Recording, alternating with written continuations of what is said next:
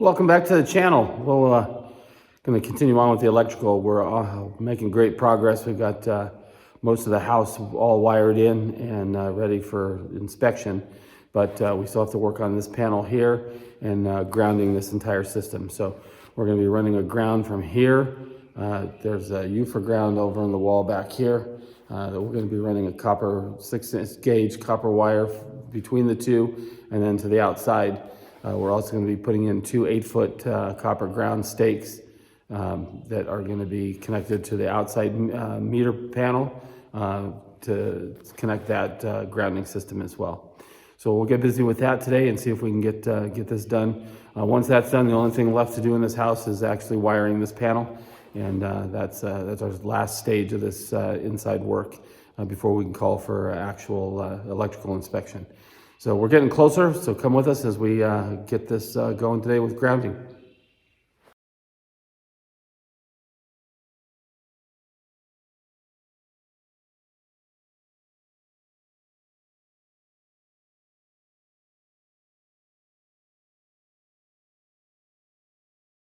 What we're going to use is this 50 feet of solid copper 6-gauge wire to run. It's a little bit difficult to work with compared to some of the other wire we've used in the house, but we'll go ahead and get started getting this run.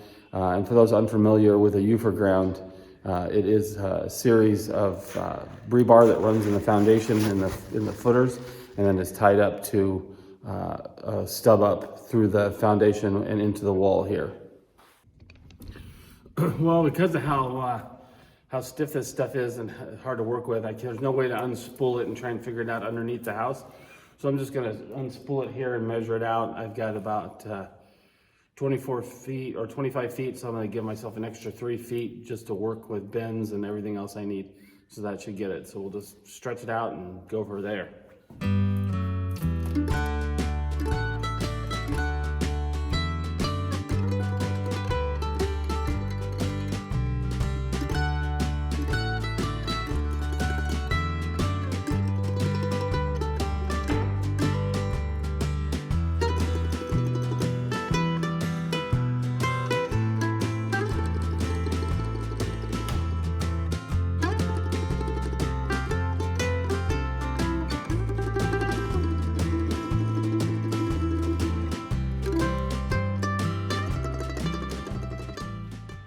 For the main breaker panel here, there's a couple of things we have to do. One, I've got to add in this bonding screw right in here.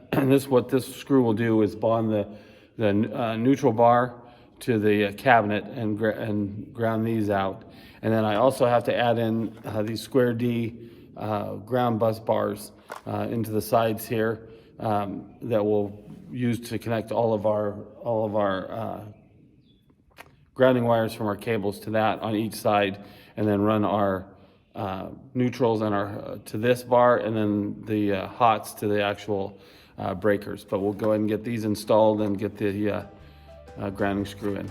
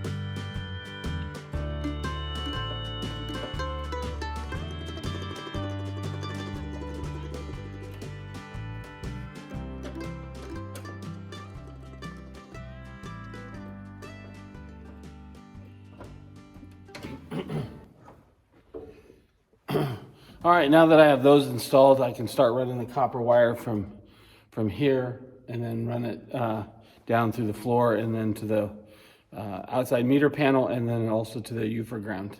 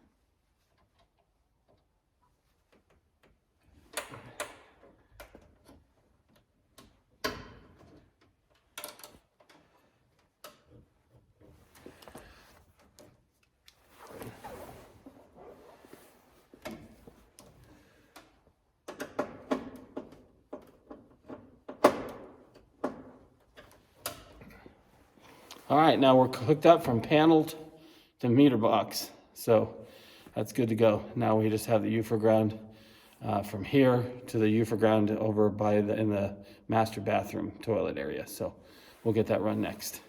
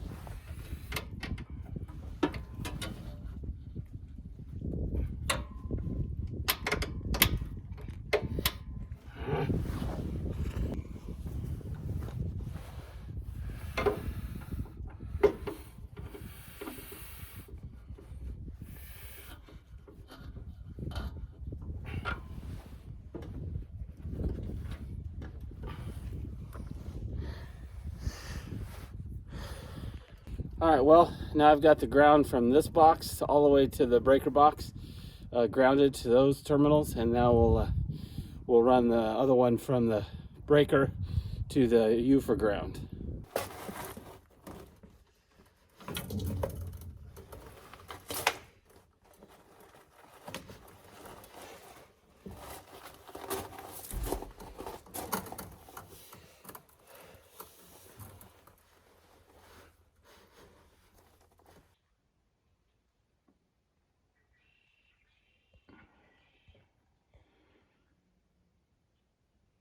So the next thing I have to put in is these bronze clamps. This is going to go onto this part here will go onto the rebar that goes down to the foundation, and then the copper wire goes through here. So we've got to get that installed, and then the UFR ground is connected to the main breaker panel. and then we'll step outside and start working on the ground rods.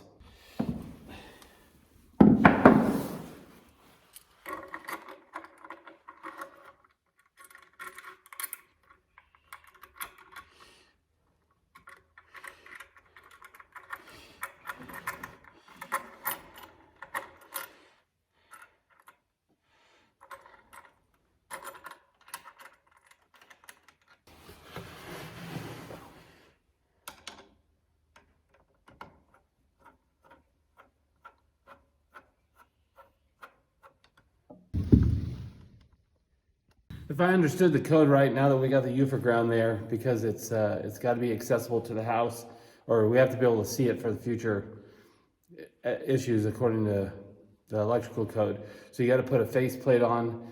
This will go on there, and then we'll sheetrock around it, and then just put a general cap over it, like we would any wall socket. So we'll get that installed, and we'll be done with this part of it.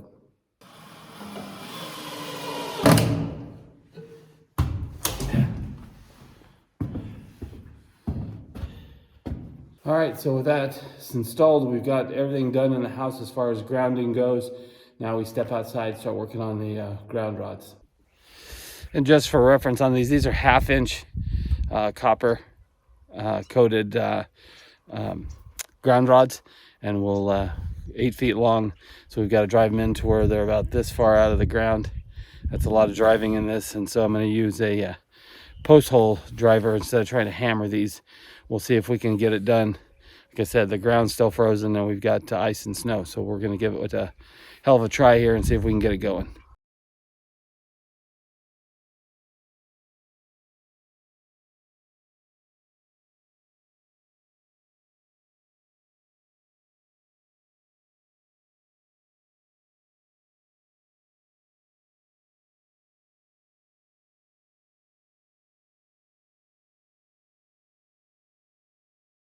I am certainly getting a workout with that. Most of it went down fairly simple through what was dug up on the foundation, but man, I am old and out of shape. I think it's kicking my butt. But only a couple more feet to go, and then we'll have our first one in.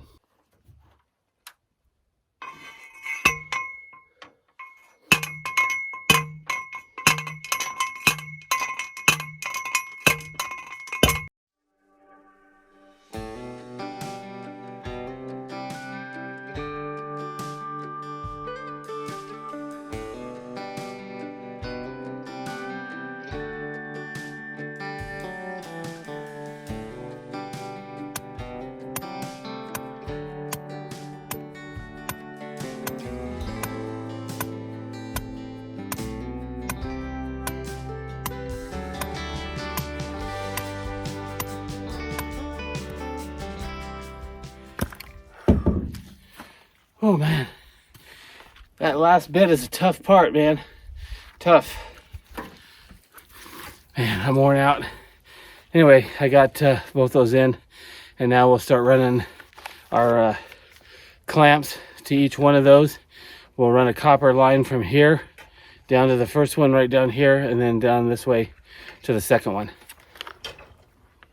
Again, we're running 6-gauge bare copper wire for this ground, from the box to all these ground rods. So the stuff is pretty stiff, but again, it goes with the clamps.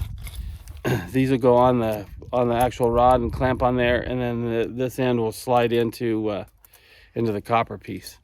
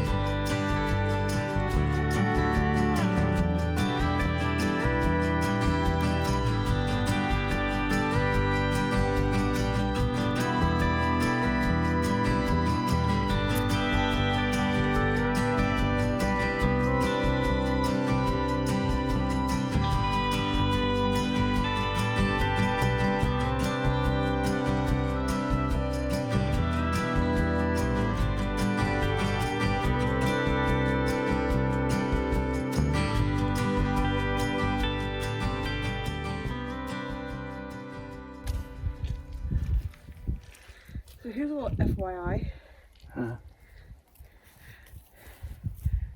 Did you know that when the baby calf won't take to its mom, if they have another calf that didn't make it, they skin that calf, put it over the calf until the mom accepts it? Yes, I knew that. Did not know that. No, there you A go. little bit Silence of the Lambs, but And there you have it. learned that today. There you go. Learned something new.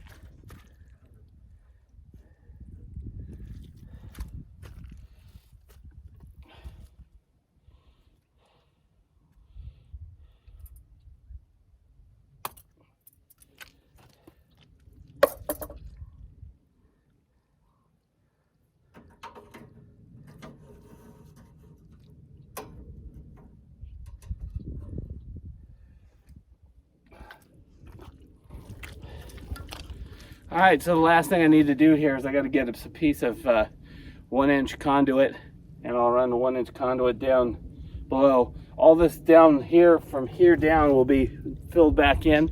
I'm going to do a lot of dirt work after we're done with siding and the house and everything else. It'll be the last thing I do is do the grading out of the soil. So a lot of this will be underneath the soil, but I will run some conduit so that this copper wire isn't just sticking out of the box. So we'll get on that next.